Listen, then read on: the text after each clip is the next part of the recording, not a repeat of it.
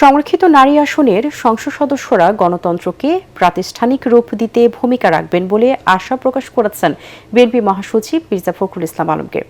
রাজধানীর শেরেবাংলা নগরে জিয়ার মাজারে নবনির্বাচিত এমপিদের নিয়ে শ্রদ্ধা নিবেদন শেষে তিনি কথা বলেন। এ সময় বিএনপি দলীয় নারী এমপিরা বলেন, সংসদকে প্রাণবন্ত করতে তারা সর্বোচ্চ ভূমিকা রাখবেন। মিজান শাহজাহানের রিপোর্ট। শহীদ রাষ্ট্রপতি জিয়াউর রহমান ও বেগম খালেদা জিয়ার মাজারে আগে থেকে উপস্থিত ছিলেন সংরক্ষিত আসনের দলীয় ৩৬ এমপি। পরে সেখানে যোগ দেন বিএনপি মহাসচিব মির্জা ফখরুল ইসলাম আলমগীর ও জাতীয় সংসদের চিফ হুইপ নুরুল ইসলাম মনি।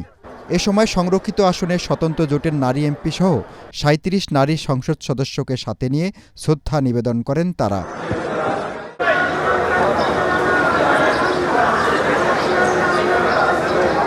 দেশ, জাতি ও গণতন্ত্রের স্বার্থে নারী সংসদ সদস্যরা ৩০০ এমপির সাথে সংসদে কার্যকর ভূমিকা রাখবে বলে আশাবাদী স্থানীয় সরকার, পল্লী উন্নয়ন ও সমবায় মন্ত্রী মির্জা ফখরুল ইসলাম আলমগীর।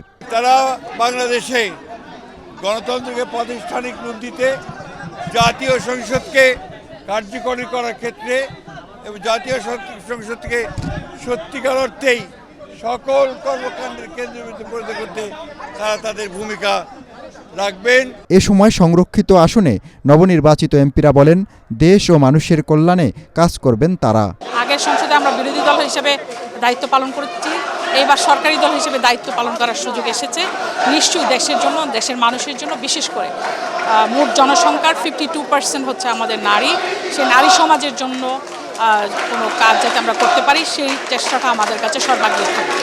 গত কয়েকটি সংসদ আমরা দেখেছি, আওয়ামী লীগের সময়ও আমাদের নারীর সাংসদরা অনেক ভালো ভূমিকা রেখেছে। সে কারণে আমরা আশাবাদী যে সকলকে নিয়ে সংসদে নারী শিশুদের পক্ষে, বিশেষ করে দেশের জনগণের পক্ষে আমরা ভালো ভূমিকা রাখতে পারবো। একজন তরুণ সদস্য হিসেবে আমি অবশ্যই চাবো তরুণরা যেন বাংলাদেশে এগিয়ে আসে।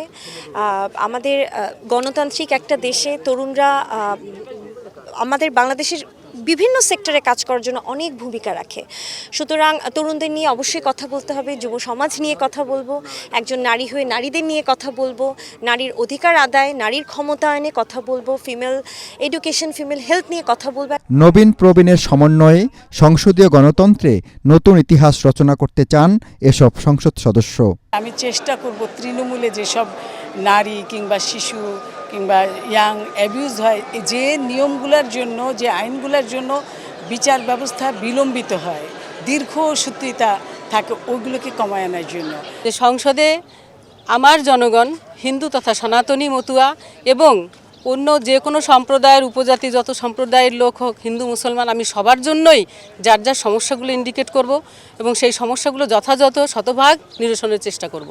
এলাকার উন্নয়ন করব এবং বিশেষ করে আমি যেহেতু একটা নারী সংরক্ষিত আসনে মহিলা, আমার কাছে প্রায়োরিটি থাকবে অবশ্যই পশ্চাৎপদ নারীদের কিভাবে আমরা আরও সামনের দিকে এগিয়ে নিয়ে যেতে পারি। এটা আমাদের দলীয় এজেন্ডার মধ্যে আছে। সুতরাং দেশের সার্বভৌমত্ব রক্ষার জন্য যা করা দরকার সকল কিছুই আমরা করব। ৫০টি সংরক্ষিত আসনের মধ্যে বিএনপি ৩৬, জামাত এনসিপি জোটের ১২ জন ও স্বতন্ত্র জোটের একমাত্র এমপি সুলতানা জেসমিন জুই এই ৪৯ জন রোববার শপথ নেন। গেজেট হওয়ার পর শপথ নেবেন এনসিপির নুসরাত তাবাসসুম। মিজান শাহজাহান, এটিএন বাংলা, ঢাকা।